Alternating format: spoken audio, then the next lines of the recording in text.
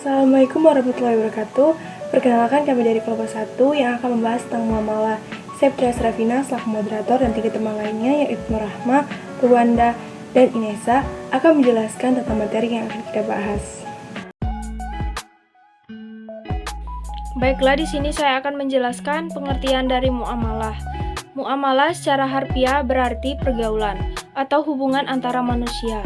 Dalam pengertian harfiah yang bersifat umum ini, muamalah berarti perbuatan atau pergaulan manusia di luar ibadah. Muamalah merupakan perbuatan manusia dalam menjalin hubungan atau pergaulan antar sesama manusia. Muamalah secara terminologi, muamalah dapat dibagi menjadi 2 macam, yaitu pengertian muamalah dalam arti luas dan dalam arti sempit.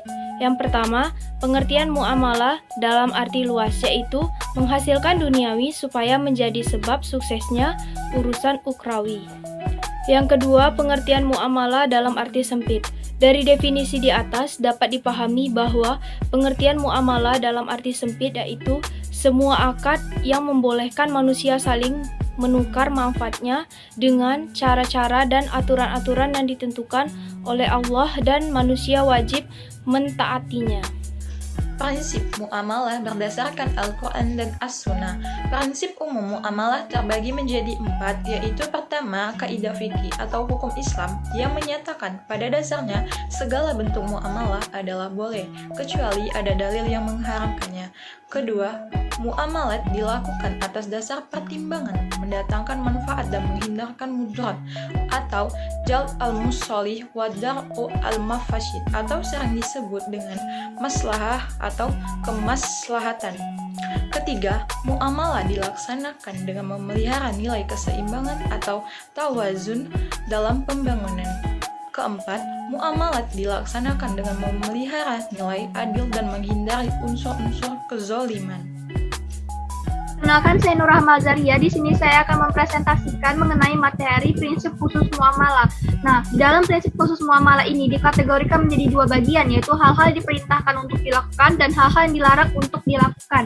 Nah, adapun hal-hal yang diperintahkan untuk dilakukan itu, yaitu pertama, objek perniagaan halal. Nah, di dalam prinsip muamalah ini, barang harus halal dan bukan berbisnis barang-barang yang diharamkan oleh Islam. Islam memerintahkan pemeluknya untuk melaksanakan hal-hal yang baik dan menghindari hal-hal yang dibenci oleh Allah.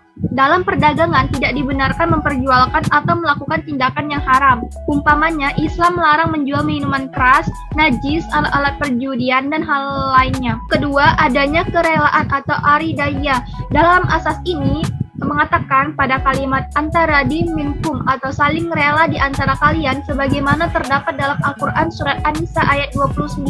Asas ini menyatakan bahwa segala transaksi yang dilakukan harus atas dasar kerelaan antara masing-masing pihak.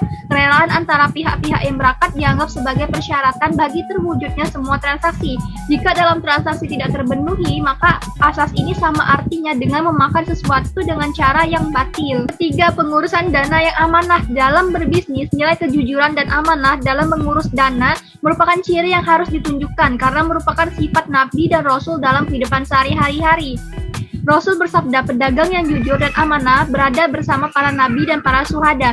Kejujuran dan amanah merupakan sifat-sifat yang hampir bersamaan antara satu dengan yang lain, saling memperkuat. Nilai-nilai amanah ini banyak dijelaskan dalam Al-Quran antara lain, dan orang-orang yang memelihara amanah-amanah yang dipikulnya dan juga janji-janji. Nah, untuk kategori yang kedua, yang merupakan hal-hal yang dilarang untuk dilakukan. Nah, hal-hal yang dilarang untuk dilakukan dalam kegiatan muamalah berupa kegiatan transaksi yang didasarkan pada riba, goror atau takrir, tadlis, tahkir atau ihtikar, bair, an-najasi, masyir, dan riswah. Prinsip muamalah dalam hukum perbankan di Indonesia ada 5 hal yang perlu diketahui. Yang pertama, perjanjian mengikat. Dari pasal-pasal hukum perbankan tersebut terlihat perjanjian mengikat dalam prinsip muamalah telah terimplementasikan dalam perundang-undangan. Yang kedua, bebas bertanggung jawab.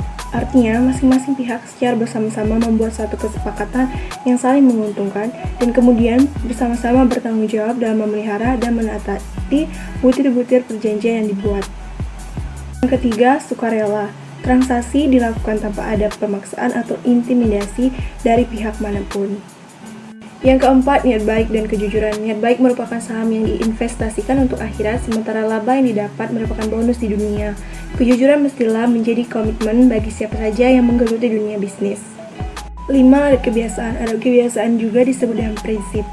Adat kebiasaan itu walaupun tidak tertulis, tapi pihak-pihak yang membuat perjanjian mesti mematuhinya. Baiklah, materi selanjutnya yaitu muamalah dan perubahan sosial. Suatu hal yang membuat persoalan muamalah dalam hal-hal yang tidak secara jelas ditentukan oleh nas yang sangat luas disebabkan bentuk dan jenis muamalah tersebut akan berkembangnya sesuai dengan perkembangan zaman, tempat, dan kondisi sosial.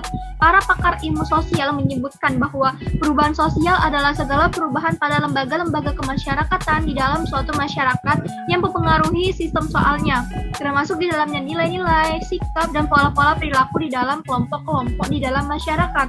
Allah SWT berfirman dalam Quran Surat Ar-Rod ayat 11, artinya bagi manusia ada malaikat-malaikat yang selalu mengikutinya bergiliran di muka dan di belakangnya. Mereka menjaganya atas perintah Allah. Sesungguhnya Allah tidak merubah keadaan suatu kaum sehingga mereka merubah keadaan yang ada pada diri mereka sendiri. Dan apabila Allah menghendaki keburukan terhadap suatu kaum, maka tak ada yang dapat menolaknya. Dan sekali-sekali tak ada pelindung bagi mereka selain Dia.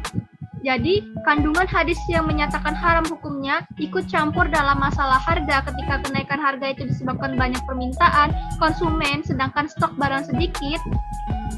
Dengan demikian, pengaruh perubahan sosial amat berpengaruh terhadap perkembangan bentuk suatu muamalah dalam Islam. Disinilah letaknya bahwa hukum Islam itu sangat elastis dan fleksibel. Untuk mengantisipasi nilai-nilai negatif yang terkandung dan dibawa oleh perubahan sosial dalam persoalan muamalah inilah syariat Islam mengemukakan berbagai prinsip-prinsip dan kaidah yang dijadikan patokan untuk keabsahan suatu bentuk muamalah yang tercipta akibat perubahan sosial tersebut. Bentuk muamalah yang didasarkan atas kreasi manusia yang diciptakan sesuai dengan perubahan sosial yang lainnya. Ada beberapa faktor yang dapat dijadikan sebagai acuan dalam menilai terjadinya perubahan, yaitu faktor tempat, faktor zaman, faktor kondisi sosial, faktor niat, dan faktor adanya kebiasaan. Faktor-faktor ini amat berpengaruh dalam menetapkan hukum bagi para mujtahid dalam menetapkan hukum bidang muamalah. Dalam menghadapi perubahan sosial yang disebabkan kelima faktor ini yang akan dijadikan acuan dalam menetapkan hukum suatu persoalan muamalah adalah tercapainya maqasid asy-syariah atau tujuan yang hendak dicapai dalam mensyariatkan suatu hukum sesuai dengan kehendaknya syara. Atas maqasid asy-syariah lah yang menjadi ukuran keabsahan suatu akad atau transaksi muamalah. Demikian penjelasan dari kami. Semoga apa yang kami sampaikan bermanfaat untuk kita semua. Wassalamualaikum warahmatullahi wabarakatuh.